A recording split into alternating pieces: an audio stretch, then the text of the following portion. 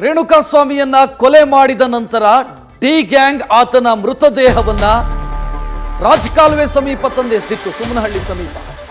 ಸದ್ಯ ಶವ ಎಸೆದು ಹೋಗ್ತಾ ಇರುವಂತ ಫೋಟೋ ನ್ಯೂಸ್ ಫಸ್ಟ್ಗೆ ಲಭ್ಯ ಆಗಿದೆ.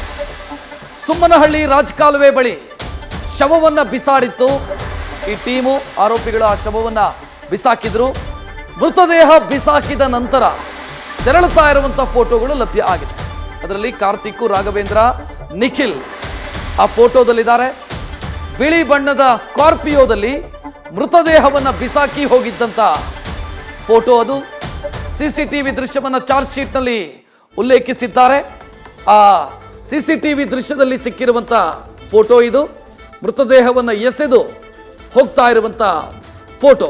ಒಟ್ಟು 3 ಆರೋಪಿಗಳು, ರಾಘವೇಂದ್ರ, ನಿಖಿಲ್ ಮತ್ತು ಕಾರ್ತಿಕ್. ಒಟ್ಟು 3 ಆರೋಪಿಗಳು ಈ ಫೋಟೋದಲ್ಲಿ ಕಾಣಿಸ್ತಾರೆ. ನ್ಯೂಸ್ ಫಸ್ಟ್ಗೆ ಎಕ್ಸ್ಕ್ಲೂಸಿವ್ ಆಗಿ ಲಭ್ಯ ಆಗಿರುವಂತ ಫೋಟೋವನ್ನ ಗಮನಿಸ್ತಾ ಇದ್ದೀರಿ. ಕಾರ್ತಿಕ್ ಅಲಿಯಾಸ್ ಕಪ್ಪೆ, ರಾಘವೇಂದ್ರ ಮತ್ತು ನಿಖಿಲ್ ನಾಯಕ್ ಈ 3 ಮೃತದೇಹವನ್ನ ಎಸೆಯೋ ಸಂದರ್ಭದಲ್ಲಿ ಎಸೆದು ಹೋಗ್ತಾ ಇರುವಂತ ಫೋಟೋ ನ್ಯೂಸ್ ಫಸ್ಟ್ಗೆ ಲಭ್ಯ ಆಗಿದೆ. ಅಂದ್ರೆ ಸಿಸಿಟಿವಿ ದೃಶ್ಯಗಳೇನು ಸಿಕ್ಕಿದ್ದಾವೆ ಪೊಲೀಸರಿಗೆ, ಆ ಸಿಸಿಟಿವಿ ದೃಶ್ಯದ ಫೋಟೋವನ್ನ ಅದನ್ನ ಚಾರ್ಜ್ ಶೀಟ್ ಅಲ್ಲಿ ಮೆನ್ಷನ್ ಮಾಡಿದ್ದಾರೆ.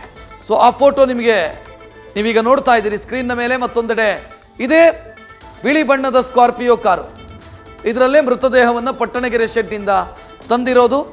ಸೊ ಅದು ಆ ದೃಶ್ಯವನ್ನ ಕೂಡ ನೀವು ಗಮನಿಸ್ತಾ ಇದ್ದೀರಿ. ಹೆಚ್ಚಿನ ಡೀಟೇಲ್ ನೀಡೋದಕ್ಕೆ ನಮ್ಮ ಪ್ರತಿನಿಧಿ ಸಂದೇಶ್ ಫೋನ್ ಸಂಪರ್ಕದಲ್ಲಿ. ಸಂದೇಶ್, ಫೋಟೋದಲ್ಲಿ ಗಮನಿಸ್ತಾ ಇದ್ದೀವಿ, ಒಟ್ಟು 3ರನ್ನ ನೋಡ್ತಾ ಇದ್ದೀವಿ. ಈ ಫೋಟೋಗೆ ಸಂಬಂಧಿಸಿದಂತೆ ಹೆಚ್ಚಿನ ಡೀಟೇಲ್ ಏನಿದೆ ತಮ್ಮ ಬಳಿ?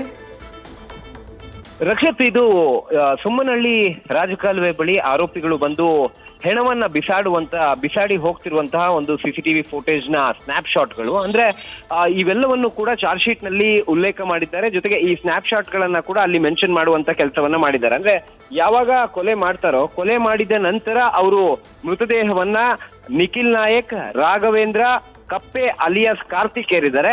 ಈ 3 ಜನ ಕೂಡ ಆ ಸ್ಕಾರ್ಪಿಯೋ ಕಾರ್ನಲ್ಲಿ ಬರ್ತಾರೆ. ಆ ಸ್ಕಾರ್ಪಿಯೋ ಕಾರನ್ನ ರವಿ ಡ್ರೈವ್ ಮಾಡ್ತಾ ಇರ್ತಾನೆ.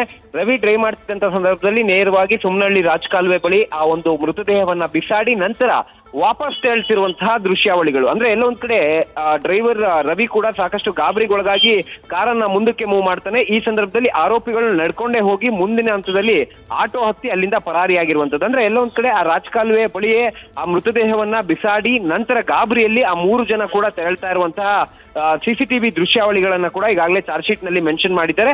ಆ ಚಾರ್ಜ್ ಶೀಟ್ ನಲ್ಲಿ ಮೆನ್ಷನ್ ಮಾಡಿರುವಂತಹ ಸಿಸಿಟಿವಿಯ ಸ್ನ್ಯಾಪ್ ಶಾಟ್ಗಳು ಈಗ ಸದ್ಯ ನ್ಯೂಸ್ ಫಸ್ಟ್ಗೆ ಲಭ್ಯವಾಗಿರುವಂತದ್ದು. ಹಾಗಾಗಿ ಇವೆಲ್ಲವೂ ಕೂಡ ಆ ಒಂದು ಘಟನೆ ನಡೀತು ಅಥವಾ ಈ ರೀತಿ ಕೊಲೆಯನ್ನ ಮಾಡಿದ್ರು, ಕೊಲೆ ಮಾಡಿದ ನಂತರ ಮೃತದೇಹವನ್ನ ಬಿಸಾಡಿದ್ರು ಅನ್ನೋದಕ್ಕೆ ಸಂಬಂಧಪಟ್ಟಂತೆ ಇವೆಲ್ಲವೂ ಕೂಡ ಸಾಕ್ಷಿಗಳಾಗ್ತಾ ಹೋಗ್ತವೆ. ರಕ್ಷತ್, ಥ್ಯಾಂಕ್ ಯು ಸಂದೇಶ್ ಮಾಹಿತಿಗೆ.